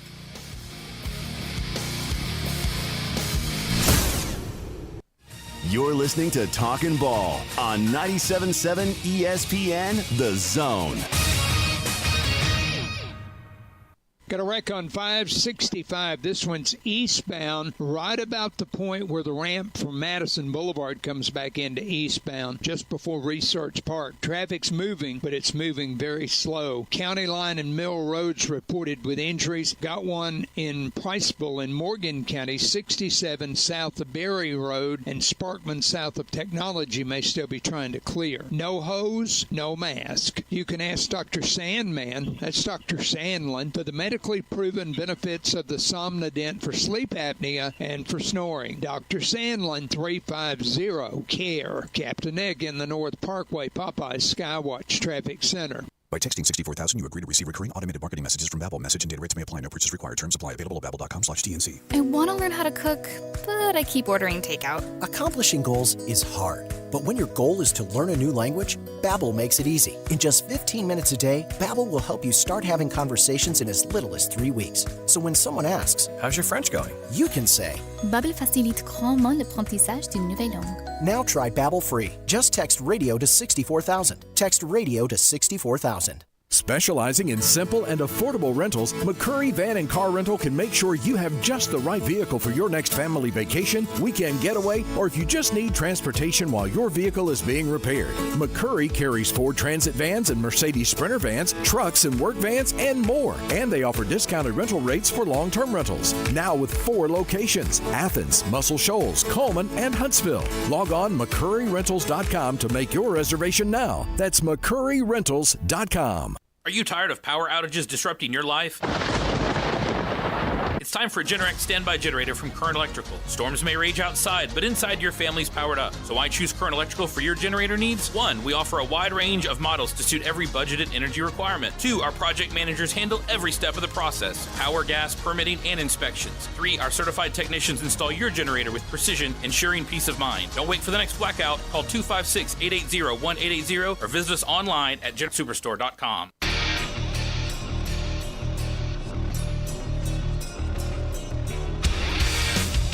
Welcome back, Talking Ball 97.7 ESPN, The Zone. Scott Theisen, Drew DeArmond. Welcome back into the show.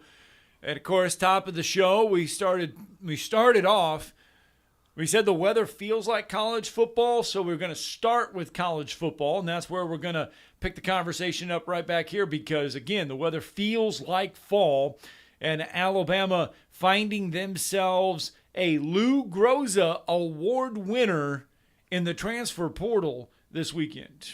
Yeah, no doubt. Graham Nicholson choosing the University of Alabama late last night. But it's been a very, very active portal season for Alabama basketball.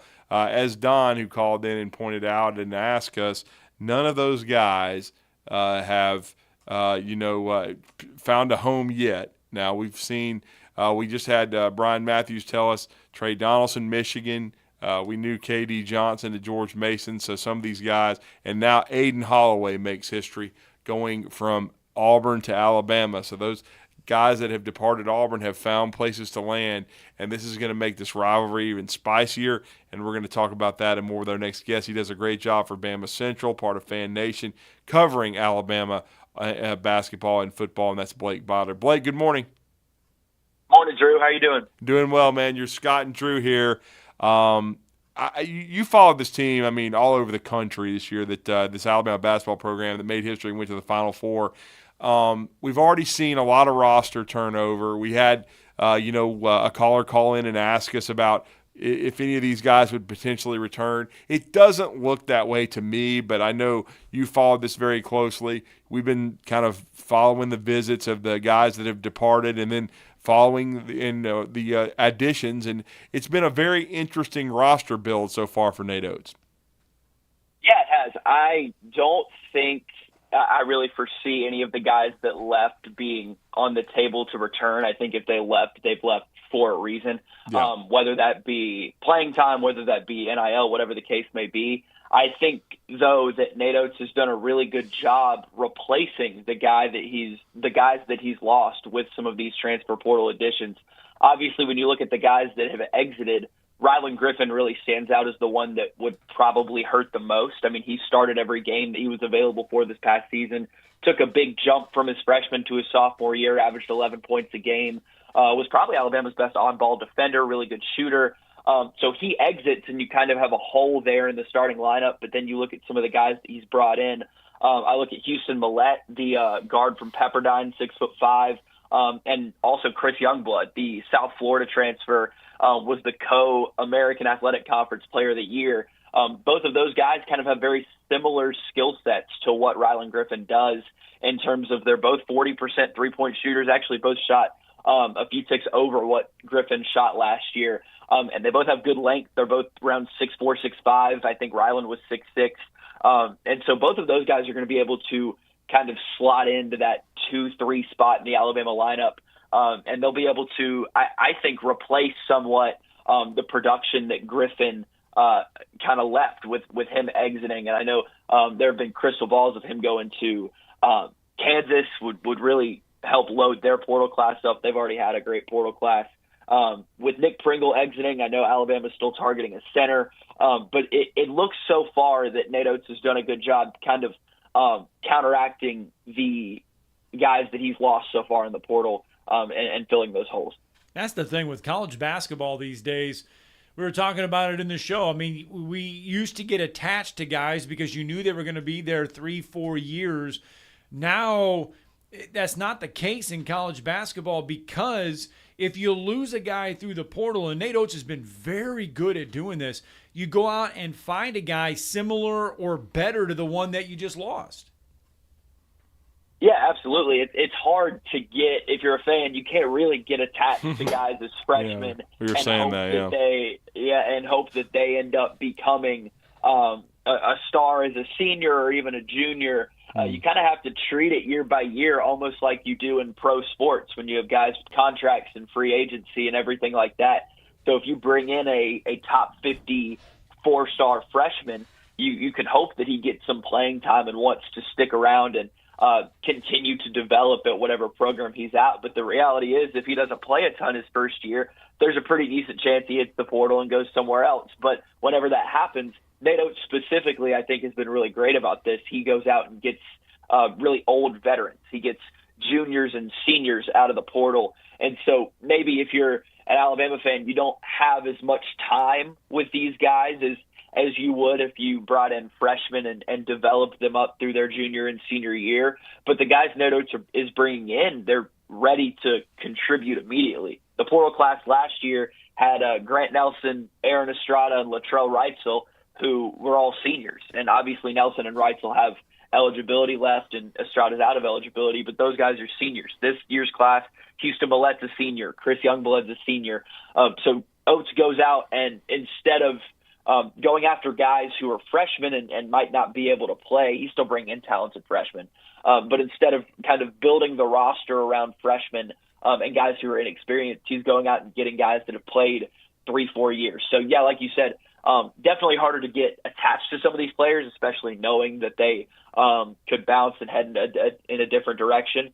But the guys that are coming in, even though they're here for less time, they're still ready to contribute, and they're doing a lot in their short time.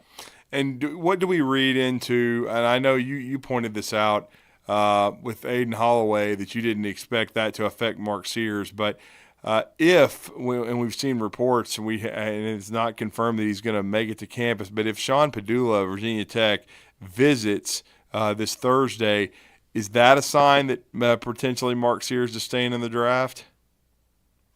I think Sean Padula, if he ends up visiting this week, I feel like he's kind of a contingency plan. That's kind of the vibe I get for what Mark Sears decides to do. I never thought Aiden Holloway, his decision was dependent on anything Mark Sears did. To my understanding, Aiden Holloway has been brought in because he has a lot of potential. He's a guy who was a talented guy at Auburn, obviously 5-star McDonald's All-American. Couldn't really put everything together his freshman year, struggled with some consistency issues, struggled with some confidence. That became very apparent towards the end of the season. But at Alabama, he has a chance to kind of get a fresh start, get a change of scenery, and see if he can develop that confidence in an offense and under a coach in Nate Oates that really confidence instilled in his players is what he does. That's kind of what he does best, is making sure guys are comfortable taking open shots. They're playing free. They're playing with as much confidence as they can. I think he knows that there's a chance that Mark Sears comes back, and even then there's a chance that Alabama brings in a veteran point guard to be the starter for next season. But knowing that he's still committed to Alabama anyways, knowing that those things are the case, it tells me that he wants to develop. He wants to see how this system can work to his advantage and how it can develop him. So I never thought that Aiden Holloway was dependent on Mark Sears, or Aiden Holloway coming in meant Mark Sears was gone. I never believed any of that. I think Sean Padula is a good option if Mark Sears decides to stay in the draft. He was a really good player at Virginia Tech, commanded their offense really well.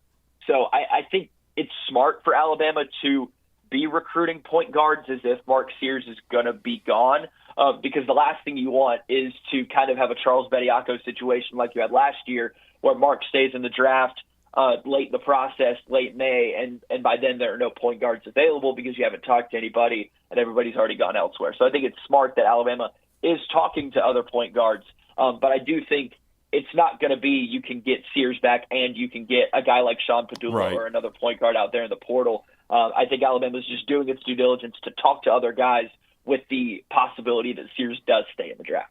And then obviously the need for a rim protector is still there for Alabama. Several names Alabama in the mix for. Yes, the number one option, in my opinion, is Cliff Amore, the Rutgers center who averaged 3 blocks a game last year. He just finished a visit to Georgetown this past week, and kind of the belief is that if he doesn't commit here in these next few days, that he's going to take a visit to Alabama. Alabama has been in contact with him, been in the mix, and if he takes a visit to Alabama this week, you've got to think they have a pretty good shot. Alabama's coaches have done a great job on these visits. I mean, you look at all 3 of the portal recruits that they've gotten so far, those guys have committed on their visits. So I think there's a decent chance that Alabama lands Amore if he does get to campus and gets on that visit. But even if things fall through with Amore, there are other guys out there that Alabama has been in contact with. We saw a report from Jeff Goodman of Field of 68 last night that Alabama's been in contact with Tennessee transfer Jonas Adu. He would be a good option. I've seen other players that I'm not sure if Alabama's been in contact with them, but that they've entered the portal in Ohio State's Felix Okpara, their 6'11 center. Also Musa Cisse from Ole Miss, a 7-foot center there. So there are options at the center position at the rim protector spot in the portal, probably more so now than there were a couple weeks ago.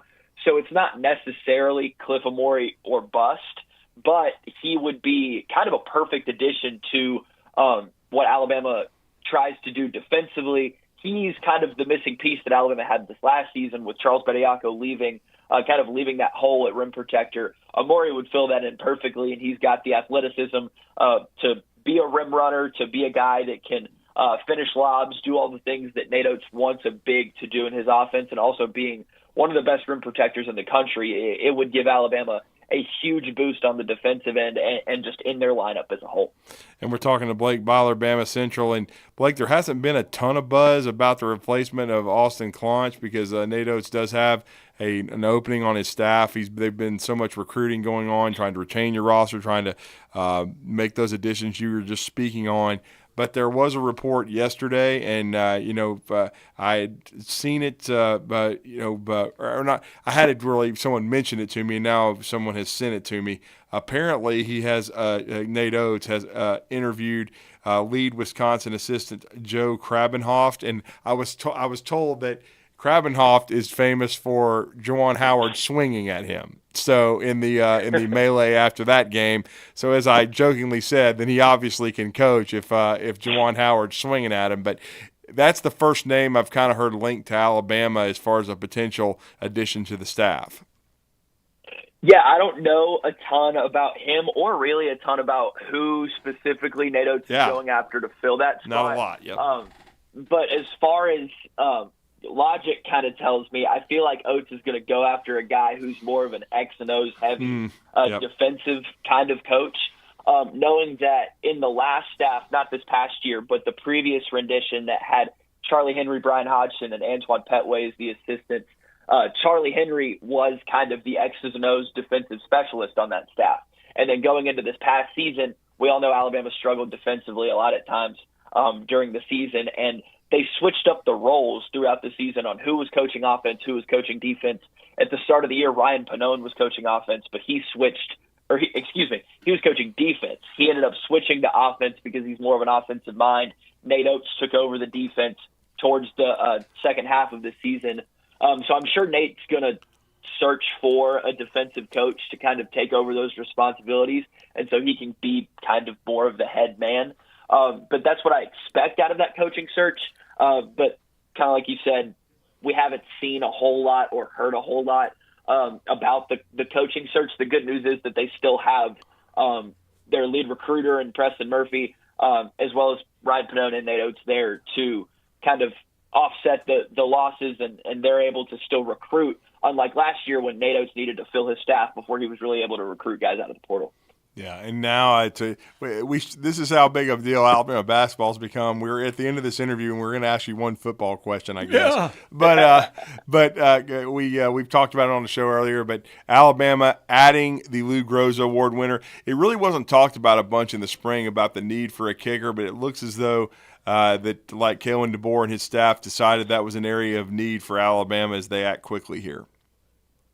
Yeah, I mean, that's a huge add. Anytime you're adding an established kicker, and I guess we haven't had a ton of notable kicker transfers that I can remember really since the transfer portal era has kind of started. But losing Will Reichert is obviously a huge loss, and he's been a staple for Alabama for 5 years now. So knowing that you're going to need to replace that guy, I mean, if the staff wasn't confident in the current kicker roster that they had, the current depth that they had, it makes total sense to go out and get the guy who won the award over Will Reichert for the best kicker in college football last year. He's going to be an immediate plug and play.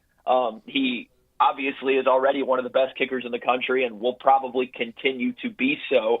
So Alabama fans can kind of take a deep breath. They can rest even knowing that with Will Reichert gone, they're not necessarily going to go back to the kicker struggles that you saw in the early Saban era where extra points were shaky and any field goal greater than 40 yards was holding your breath. Now you can kind of rest and know that you have one of the best kickers in the country coming in. So the special teams still should be really solid, just like it's been with Reichert over the past couple of years. Oh, great stuff from Blake Byler. We appreciate your time. We know it's a busy morning for you. You're continuing to monitor the Alabama basketball situation with, of course, the additions via the portal and the visits and of course, football going on. But let everybody know how to follow your work.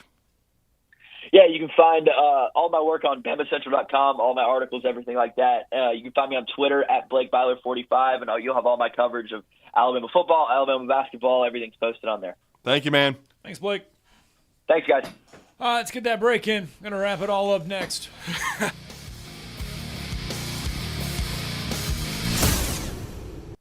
You're listening to Talkin' Ball on 97.7 ESPN, The Zone. It's got a new wreck in Limestone County, 72 westbound at Lindsay Lane. Sounds like a no injury. County Line and Mill Road did have an injury reported. Got a wreck 565 eastbound at mile marker 13. That's right where Madison Boulevard comes back into eastbound, right at that ramp. That traffic's back into Madison. And working one in Priceville, 67 south of Berry Road. That one may have an injury involved as well. Sparkman south of Technology also reported as an injury type. You get 2 pieces of hand-breaded juicy tender signature chicken and a buttermilk biscuit for $4.99 at Popeyes. University in Jordan, 72 in Jaff, North Parkway, and now South Parkway. Captain Nick in the Popeyes Skywatch Traffic Center. Download the Talk Radio WZZN app and catch every pitch of the Rocket City Trash Pandas. Now a launch job into deep right. Back on it goes Veras. He's at the track. He looks up and it's out of here. Joyce ready to go again. Next offering. Fastball swung and missed. That one launched deep left. Allen won't even try. He'll watch it leave the yard. Pitch is ripped. Deep center field. Back on it goes Tatum. At the track, looks up, and it's out of here. A home run. 97.7 ESPN The Zone. The company is Eagle Masonry and Insulation, but did you know they're also Eagle Landscaping and Dirt Work? Eagle can take care of all your landscaping needs, including irrigation, sod work, and planting, both plants and trees. On the dirt work side, Eagle can grade and build your pads, haul dirt in or out, and even do erosion control. Philip Love and his team can do it all for you. The website is the same, insulatewitheagle.com, as is the phone number, 256-755-1556. Give them a call and see what Eagle can do for you. Eagle saves you time. Eagle saves you money. The kitchen is the heart of any home. It's where the family gathers. It's where kids discover old recipes and make them their own. Just starting out or just now getting started on the dream kitchen you've always wanted? I'm Chris Haygood, and from all of us here at Bob Wallace Appliance to the home builders and the homeowners of the Huntsville area, a heartfelt thank you for buying local. We're in Huntsville, Florence, and Coleman, and online at bobwallaceappliance.com. Spring is in the air, making it a great time to make plans to visit the Lodge at Guntersville State Park. The Lodge at Guntersville State Park sits on a cliff overlooking beautiful Guntersville Lake with vistas from the cliffside rooms as well as the Pinecrest Room, the Lodge's premier restaurant. And as the weather warms, enjoy the gorgeous pool that overlooks the lake as well. The park also features cabins, a beach, and a boat launch, so bring your boat to take the fun to the lake. The Lodge at Guntersville State Park. Book your visit today.